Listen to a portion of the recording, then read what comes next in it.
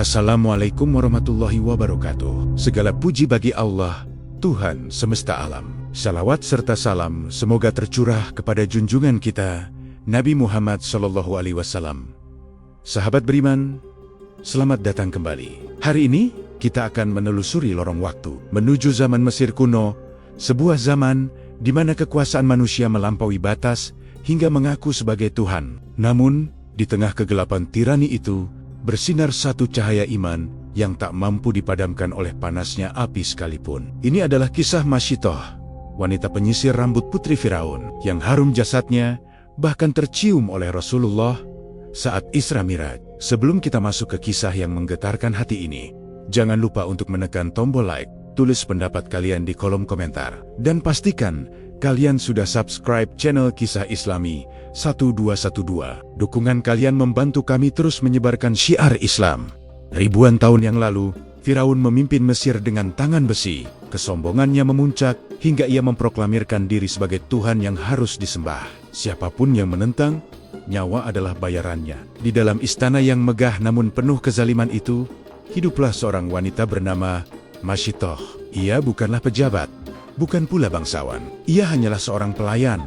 Tugasnya sederhana, menyisir dan merawat rambut putri Firaun. Namun, di balik kesederhanaannya, Masyitoh menyembunyikan rahasia besar. Di dalam dadanya, terpatri iman yang kokoh kepada Allah Subhanahu wa Ta'ala, ajaran yang dibawa oleh Nabi Musa alaihissalam. Ia menyembunyikan keimanannya rapat-rapat, demi menjaga keselamatan dirinya dan keluarganya dari kekejaman Firaun. Namun, Allah memiliki rencana lain untuk menguji dan mengangkat derajat hambanya ini. Suatu hari yang cerah, seperti biasa, Masyitoh sedang menyisir rambut putri Firaun. Suasana hening, hanya terdengar suara sisir yang menyentuh rambut. Tiba-tiba, sisir di tangan Masyitoh tergelincir dan jatuh ke lantai. Secara refleks, sebagai seorang mukmin yang senantiasa mengingat Tuhannya, lisan Masyitoh berucap, "Bismillah." Kata itu, meski lirih, terdengar jelas oleh sang putri. Ia terhenyak. Dengan nada tinggi ia bertanya, "Apakah yang kau maksud dengan nama itu adalah ayahku?" Masyitoh sadar, ini adalah detik penentuan. Ia bisa saja berbohong untuk selamat, tapi hatinya menolak mengingkari sang pencipta. Dengan tenang ia menjawab, "Bukan, Tuhanku, dan Tuhan ayahmu adalah Allah."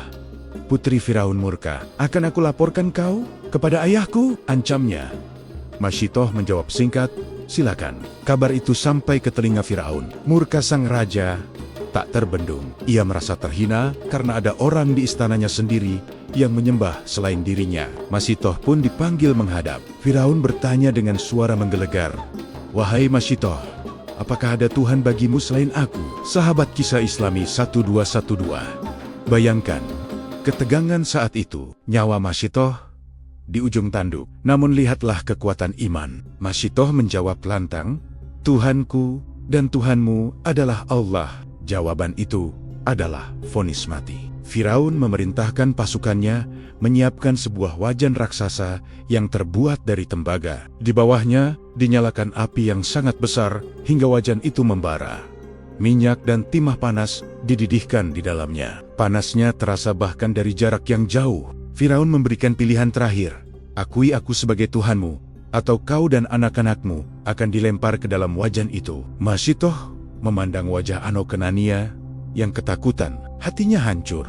Namun cintanya kepada Allah lebih besar. Ia menolak tunduk pada Firaun. Maka dimulailah tragedi yang mengguncang langit itu. Satu persatu anak Masyitoh direbut paksa dari pelukannya. Di depan mata ibunya sendiri, mereka dilemparkan ke dalam minyak mendidih. Jeritan memilukan terdengar sesaat, lalu senyap. Daging mereka melepuh dan terlepas dari tulang belulang. Firaun kembali bertanya, "Apakah kau masih tetap pada pendirianmu?" Masyitoh, dengan air mata yang membanjiri pipi namun hati yang sekeras baja, tetap diam dalam zikirnya. Sebelum giliran dirinya tiba, Masyitoh mengajukan satu permintaan sederhana. "Wahai Raja, aku punya satu permintaan. Kumpulkanlah tulang belulungku dan tulang anak-anakku, lalu kuburkanlah dalam satu liang lahat." Firaun, mungkin karena sisa rasa kemanusiaan, atau sekadar ingin segera menyudahi, menyanggupinya, "Akan kami kabulkan." Tibalah giliran terakhir. Masyitoh menggendong bayi bungsunya yang masih menyusu. Kali ini, langkah kakinya terhenti. Naluri keibuannya bergejolak hebat. Ia tidak takut mati, tapi ia tak tega melihat bayi merah yang tak berdosa itu harus merasakan panasnya api. Setan membisikkan keraguan. "Kasihanilah bayimu, Masyitoh. Ucapkan saja bohong, asal bayimu selamat." Masyitoh mundur selangkah. Bimbang. Namun, Allah Maha Besar. Allah tidak akan membiarkan hamba yang dicintainya larut dalam keraguan. Atas izin Allah, terjadi keajaiban yang luar biasa. Bayi dalam gendongannya tiba-tiba berbicara dengan fasih layaknya orang dewasa. Sang bayi berkata, "Wahai ibu, terjunlah dan jangan ragu. Sesungguhnya, engkau berada di jalan yang benar. Sesungguhnya azab dunia ini jauh lebih ringan daripada azab akhirat."